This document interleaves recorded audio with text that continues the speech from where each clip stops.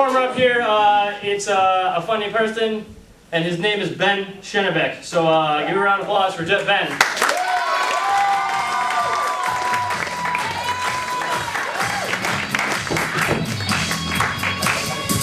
Hello.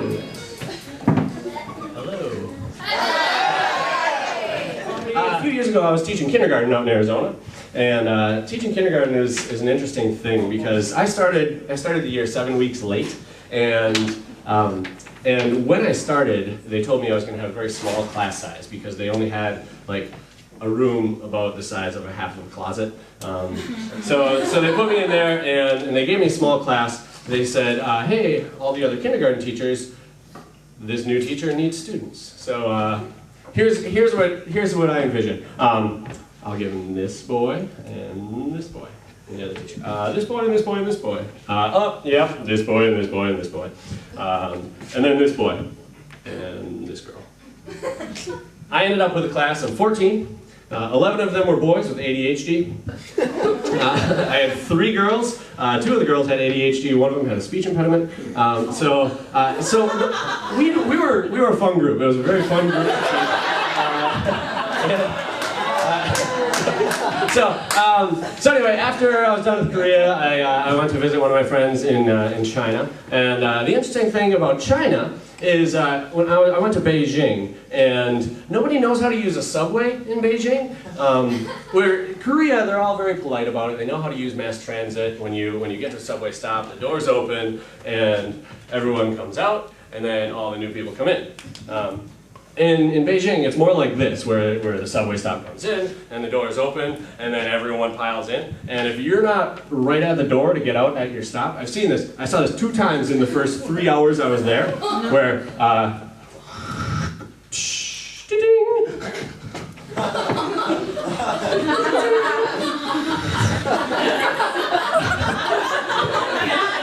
And then the guy has to try to get off at the next stop and go through the whole rotation again.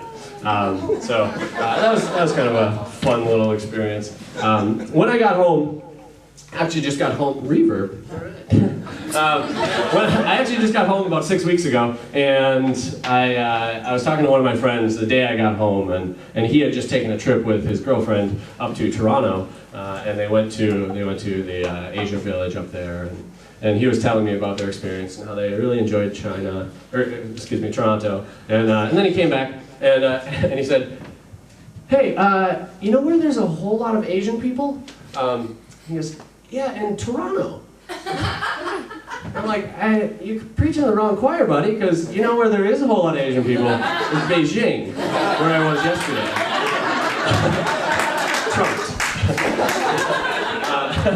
I teach first grade, and my first graders, they have a lot of fun things that happen, because on Wednesday, I was talking to one of my little kids, and I've been trying to get him to take his lunchbox home for like a week and a half. And it's this blue lunchbox, and I don't understand what's going through their heads because they come up with excuses that really don't make sense and they don't mesh.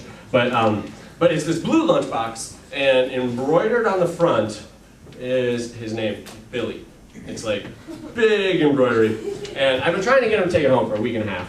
And I say, Billy, don't forget your lunchbox today. And he goes, Teacher Ben, that's not mine. Well, Billy, it says Billy, and it's embroidered. And there's no one else in this class called Billy, and there's no one else in the school called Billy. It's your lunchbox. He goes, no, Teacher Ben, not mine.